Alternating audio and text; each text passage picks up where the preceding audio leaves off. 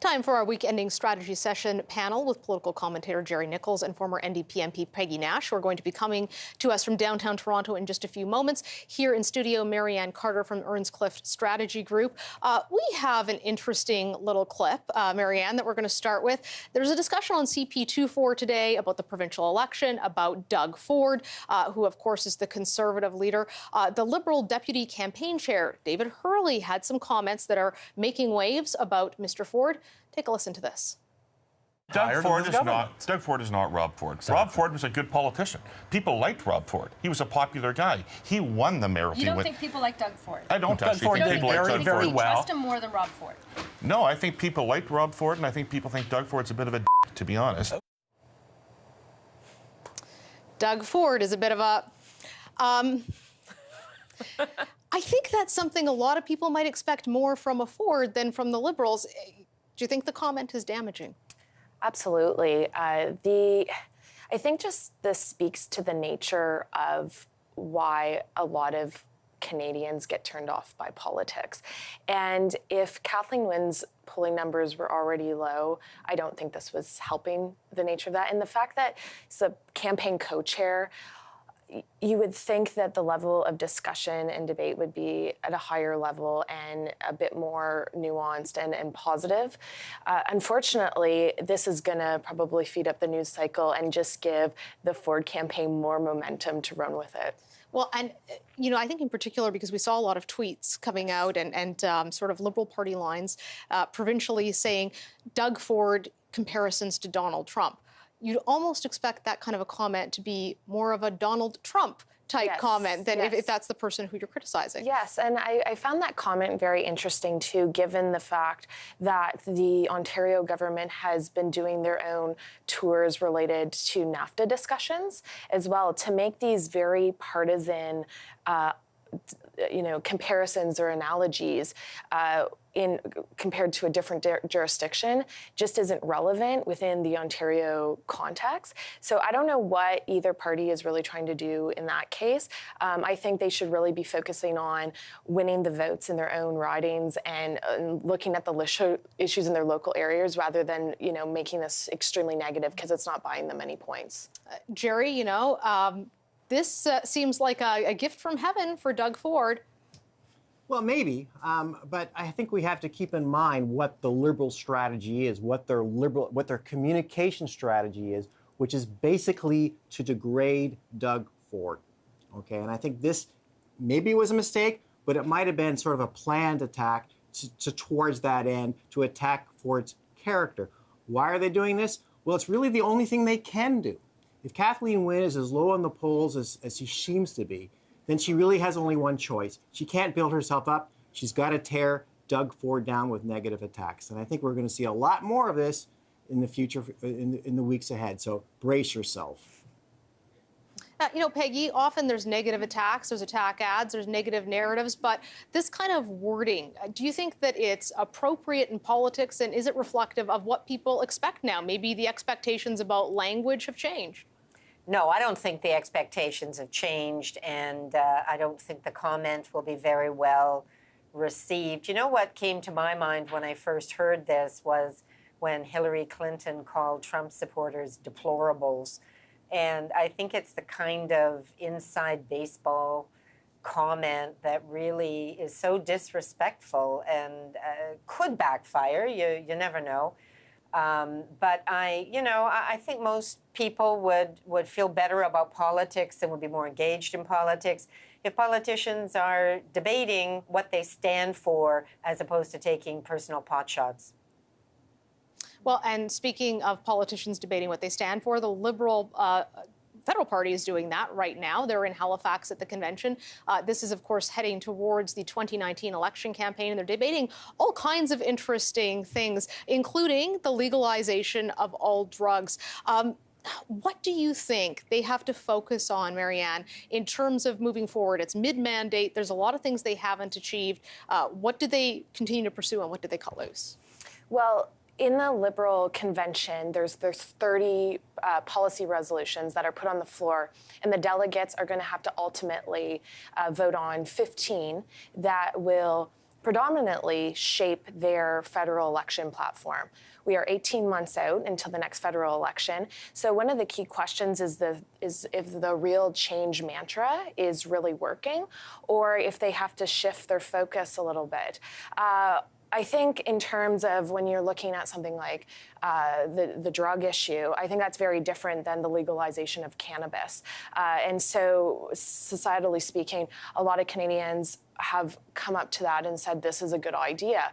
I don't know if all Canadians are on board with all drugs. So I think they're going to have to do some deep soul searching this weekend, and it's going to definitely lay out their plan for the next 18 months.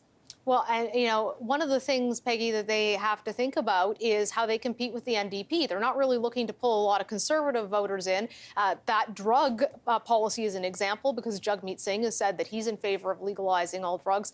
How do you balance remaining the centrist party, which they want to appeal broadly, with also trying to sideswipe your former party, the NDP?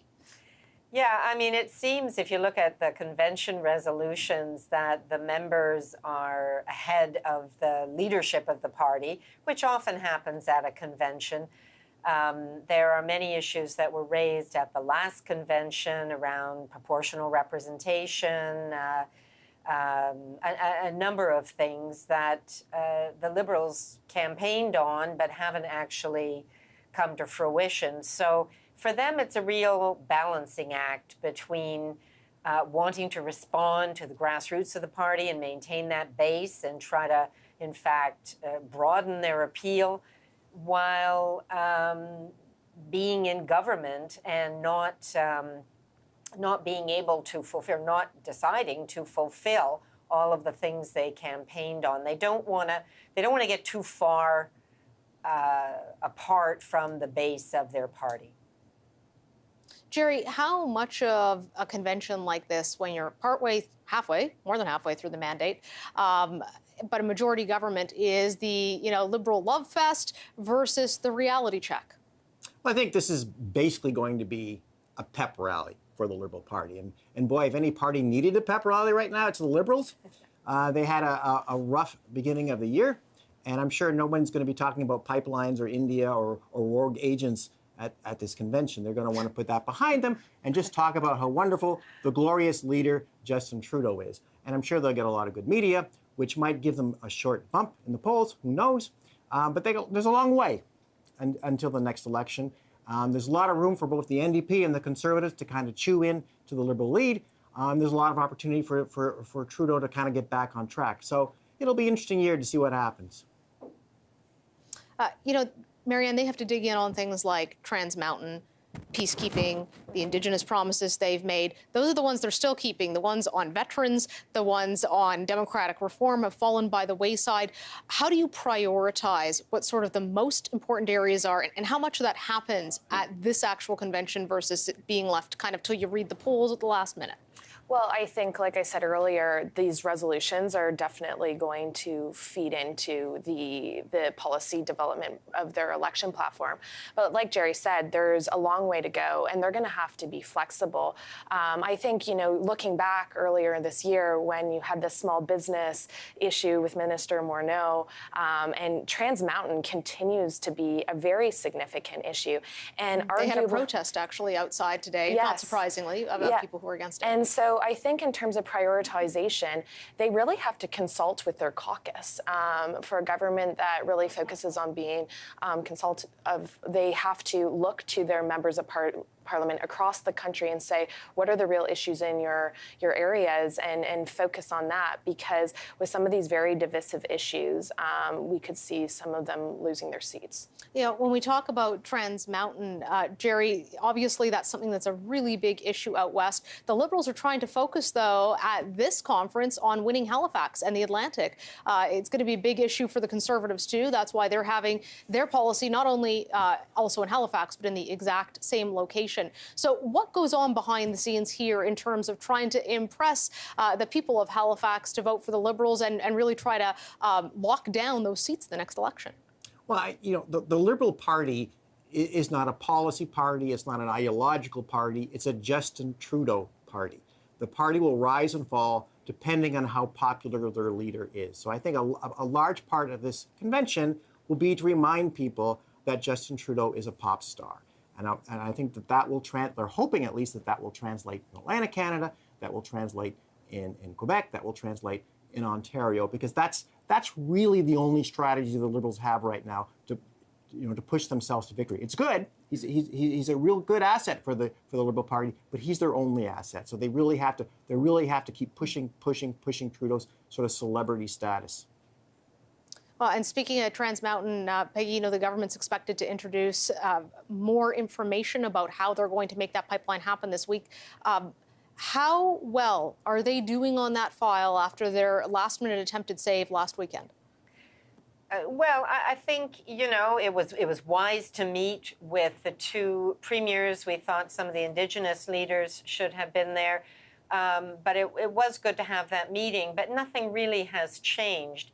The government's talking about bringing in legislation. We don't know what that would look like or how they're going to reassert federal jurisdiction, assuming that's what their plan is.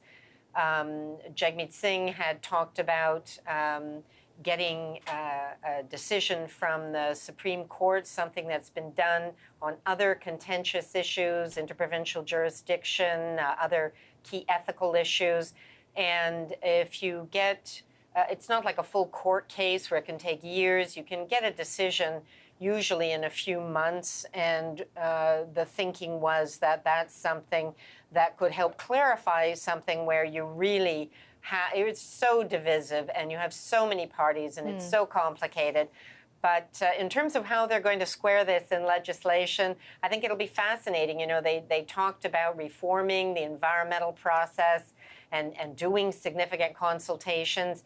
That really didn't happen.